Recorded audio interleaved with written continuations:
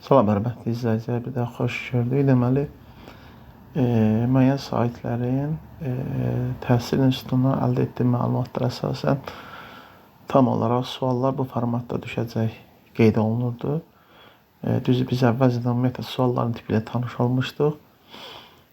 Bu suallar yeni çıxdı qarşıma. Ola bilsin diqqət eləməmişəm və suallara diqqət yetirdikdə deməli, birinci sual belədir. Eyler-Venn diaqramına əsasən uyğunluğu müəyyən edin. Birinci Göytürk, Ərəb xilafəti və Frank dövləti. Xəzər xaqanlığının qoşunları üzərində qələbə qazanması bu Ərəb xilafətidir. Yəni 2 edəcək A. 2-yə A 3 yerdədir. Axund dövlətinin ərazilərin bölüşdürülməsi Göytürk edəcək. B gedəcək 1-ə. 2-yə A, 1-ə B, burada 2 yerdə var. Erkən orta əsrlərdə yaranması burada hər üçünə gedəcək. Yəni 5-ə gedəcək C, 5-ə C 2 yerdə var. Deməli, hələ ki həm B, həm də D uyğun gəlir. Müsəlmanların Qərbi Avropada irəliləməsinin qarşısına alması bu Frank dövləti. Çünki Xəzərdə Alabama burada Xəzər vermədiyi üçün biz Frankı götürürük. Deməli, Xəzərlər şərqdən daha doğrusu almışdılar, qərbdən. D də gedir 3-ə. D gedir 3-ə. Artıq bizim cavabımız deməli B olur 1-ə. A olur 2-yə. D olur 3-ə. 4-ə də Y gəlməlidir. Baxaq, yəni Frankla Göytürkün oxşar cəhəti. Avropalılara qarşı mübarizə bəli. Məhz doğru cavab burada D bəndidir. Yəni birinci sualın cavabı D bəndidir. Gəlir ikinci suala. Xəritədə rəqəmlə göstərilmiş xanlıqların Şəki xanlığından fərqli cəhətləri. Deməli, Qarabağda 2, yəni 2 Qarabağ xanlığıdır.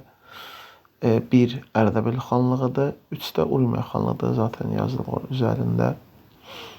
Deməli, Şəki xanlığından fərqin deyirsə 1-ə baxırıq. Yəni Ərdəbil xanlığının Qarabağ xanlığına tabe olması, Qarabağ xanlığına tabe olması bəli, Ərdəbil olub. Qubalı Fətəli xanla mübarizə aparılması hər ikisi aparıb. Yəni bu fərqi deyil. Urmiya xanlığından asılı hala düşməsi, Ərdəbilin Urmiya xanlığından asılı düşməsi haqqında heç bir məlumat verilməyib. Deməli, 1-ə A olur. 2-yə Qarabağ xanlığını göstərir. Deməli, Təbriz xanlığının asılı vəziyyətə salınması, deməli, Təbriz xanlığının asılı vəziyyətə salınması, bəli, bu olub. Kürəkçəmin qalasının imzalanması ikisine də aiddir.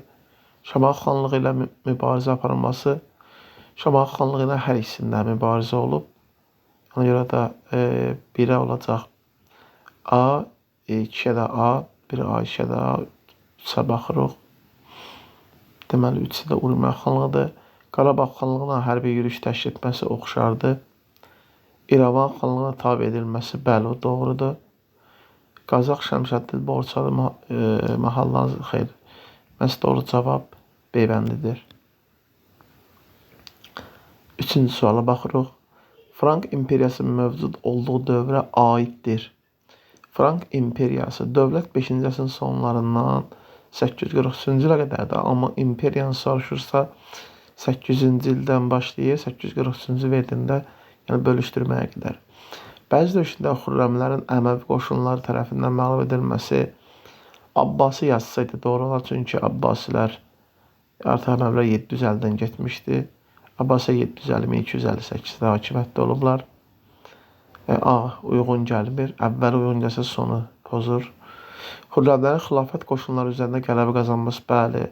819, 829, 830, 836 və s. Bu doğru cavabdır. Azərbaycan torpağının 2 dəfə Vadalıda birləşdirməsi 10-cu əsrin 1-ci yarısında Sazilər tərəfindən artıq 9-da Frank dövləti parçalanmışdı.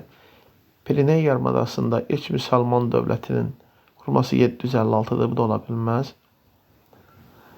Dərbənd hakimliyinin Şirvanşahlar dövlətinə birləşdirilməsi asılı 988-dir. Birləşdirmədə 1075-dir. Məhz doğru cavab B bəndidir. Baxırıq 4-cü suala. Aşağıdakı hadisələrdən hansının baş verməsi birbaşa olaraq Azərbaycan Xalq Cümhuriyyətinin elan edilməsi siyasi zərurət yaratmışdır? Biz bilirik ki, 4 dənə zərurət var. Yəni, Seymin Osmanlıya müharibə elan etməsi, əksinə Azərbaycan müsəlman fraksiyasının Osmanlı özünün yeganə dayağı hesab etməsi, ümid yeri hesab etməsi, müsəlman türk xalqına qarşı qırğınların törədilməsi və eyni zamanda Seymin buna biganə qalması, təsir tədbir görməməsi, bir də Seymin daxilindəki siyasi fikir ayrılıqların vəziyyət daha da mürəkkəbləşdirməsi, ümumiyyətlə daxilcinin yaranması zəruri edən amillər idi. İndi baxırıq, fevral inqilabı nəticəsində Çar hakimiyyətinin devrilməsi xeyr. Oktyabr çevrilişi nəticəsində Rusiyada Bolşeviklərin hakimiyyətinin qurulması bu mənə qədər yaxındır. Cənubi Qafqaz Demokratik Federativ Respublikasının dağılması məhz cavab C bəndidir.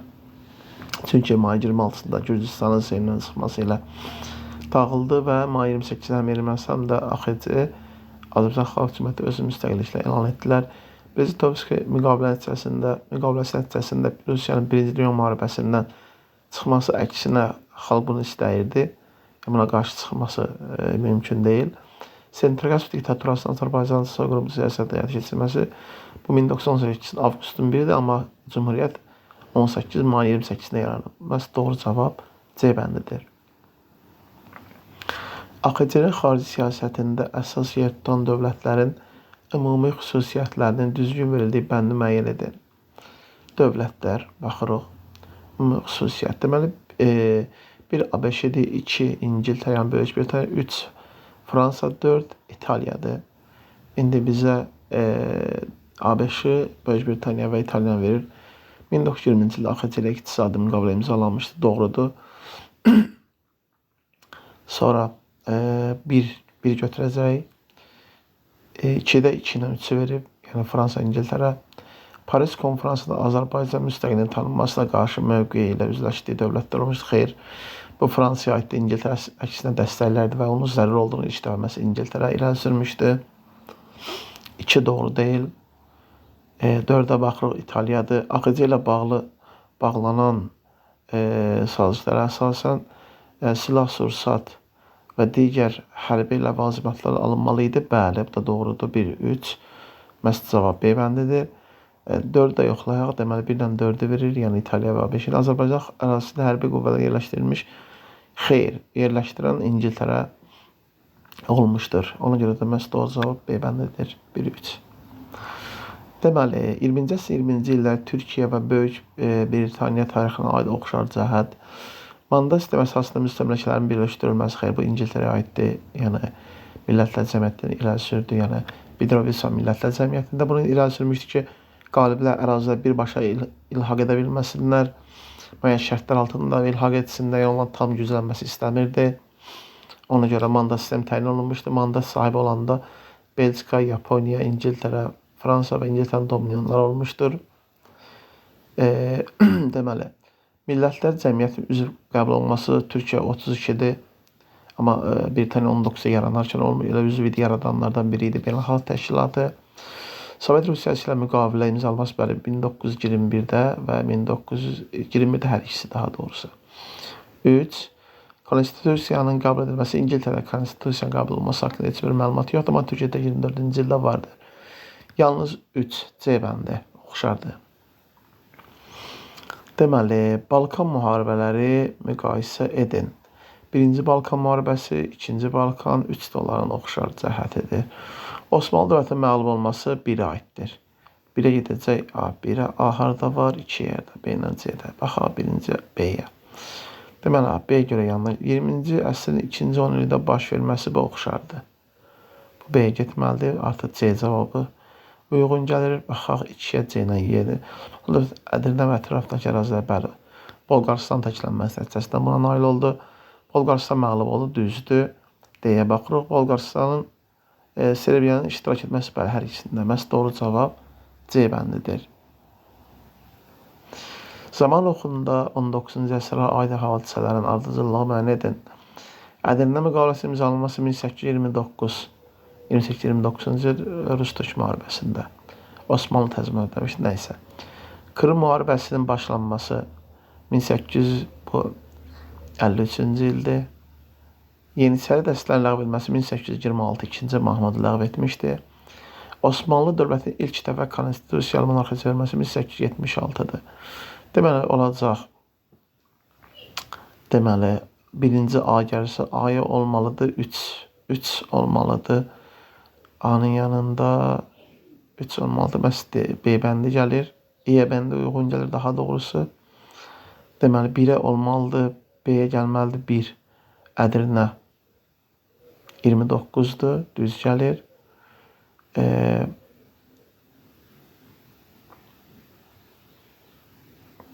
C-yə baxırıq. Deməli C 3-cü olmalıdır. Krım müharibəsi 53-dür. 2-nin yanında gəlir, düzdür. 4-də deməli burada Osmanlı, bəli, cavab məhz Y bəndidir. Uyğunluğu müəyyən edin. Azərbaycan, üzr istəyirəm, Albaniya və Roma münasibətdə sahil döyüşü qanıq. Albaniya üçün Oroysun məğlub olması, bəli, 66-cı ildə zəif silahlanma və hərbi təcrübələrin az olması. Roma sərkərdəsi Antonio Pompey'dir. Eradan 1-ci əsrin 2-ci rübündə yox, 1-ci əsrin 2-ci rübündə olub, 1-ci əsrin 1-ci yarısında yaxud da düz, daha doğrusu düzdür. 1-ci əsrin 2-ci rübündədir, bəli, düzdür. Üzrsə eradan əvvəl olduğu üçün, bəli. Deməli, biri edəcək A-dan C-yə, bir anla diqqətim yayındı. Deməli, biri A-dan C olacaq. Deməli, baxırıq 2-yə A-dan C, 1-ə A-dan C, deməli 2 dənə var C-dən E-də. 2-yə baxırıq. Deməli, Albaniya kimlər Artabaz yox, yenə Orosiyada, amma sərkərdə Kozis başçılıq edirdi orduya. Roma sərkərdəsi Pompey'in qalib gəlməsi, bu doğrudur.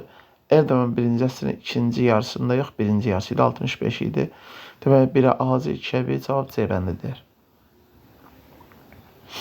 Uyğunluğu bəyan edin. Maqneziya döyüşünün səbəb nəticədə təbii ki, Maqneziya döyüşünün baş verməsi Atropatenə ilk dəfə müstəqil yox, 321-i yenidən müstəqil olur, biri getdi. Romanın ön Asiya uğrunda mübarizə başlaması, Atropaten və Parfiya arasında ittifaq quruldu, bəli. Bu doğrudur. Deməli, 2-ni götürəcək. Qanıq çayı sahilində döyüş baş verməsi, Pompeyin hərbi hiylə işlətməsi ilə Atropatenə yox, Albaniya məğlub edib, üstə getdi. Hələ ki 2 qalır. Parfiyanın Atropatenə özünə tabi etməyə çalışması, Atropaten Roma ilə dostluq münasibətlərini qurmağa çalışdı, bəli. 2-4. Romalı Antonio şərqə doğru yürüyüşünün başlaması, Roma dansı yox, əzəmətli şərq yürüyüşü iflasa uğrayıb, çünki Fraspada məğlub edilmişdir. Məhz doğru cavab A-dır, 2-4. Atropatenada Qazaka, Fraspa, Aspa, Qnazana kimi şəhərlər var idi. Binaların inşasında tikinti materialı kimi kilometrdən istifadə edilməsi diqqət cəlb edir. Krift adlı yerdə qayada oyulmuş möhtəşəm memarlıq abidəsinin giriş hissəsinin üstündə yazı həkk olunmuşdur. Burada mifoloji qəhrəman Herakla məxsus məbədin olduğu və ona sitaişi mövcudluğu göstərilir. Deməli, eramızdan əvvəl Atropatena əhalisi antik mədəniyyəti ilə tanış idi və əhali gündəlik həyatından müxtəlif tanrılara da sitayiş edirdilər. Verilmiş mətn əsasən hansı nəticəyə gəlmək olar? Atropatena yerli əhəmiyyətli dinlərə sitayiş etmişdir. Xeyr, mətnə görə soruşur. Şəhərlərin salınması ticarətin inkişafına təsir etmişdir. Xeyr, orada heç elə bir şey danışmır. Ölkədə memarlıq inkişafında şəhərlərin rolu olmuşdur. Xeyr. Atropatena Ellen mədəniyyətinin təsirinə məruz qalmışdır. Bəli, Kiramid və Kreft abidəsi bu Yunan mədəniyyətinin təsiridir. Həmçinin Yunan tanrılarına sitayiş, məhz doğru cavab D bəndidir. Eyler-Venn diaqramına əsasən uyğunluğu müəyyən edin. Deməli, hieroglif yazının sistemindən istifadə olunması, deməli, burada Manna dövləti İskit padişahlığı gedəcək bu Manna dövlətinə. Yəni, biri A gedəcək, biri A çox yerdə var, baxacaq indi. Assuriya qarşı mübarizə aparılması hər ikisində B gəlməlidir. İki variantda var A-dan D-də. deməli, Kür çayından Urmiya gölünə qədər ərazi əldə etməsi bu İskit padşahlığına aiddir. C-2-yə. Xarici siyasətdə dəyişiklik edərək Əhəmənilərə yaxınlaşması xeyr, heç birisinə aid deyil. Çünki 590-da hər ikisi süqut edib eradan əvvəl, Əhəməni isə 550-də yaranıb. Eradan əvvəl 6-cı əsrin sonlarında, Midiya xeyr 6-cı əsrin əvvəlləri 590, eradan əvvəl isə 6-cı əsrin əvvəldir, bizim era olanda 6-cı əsrin sonlar olur. Deməli, doğru cavab Eyvəndidir. Deyvəndi üzrünü sayın. 1-ə A, 2-yə C, 3-ə də B. Cədvəldəki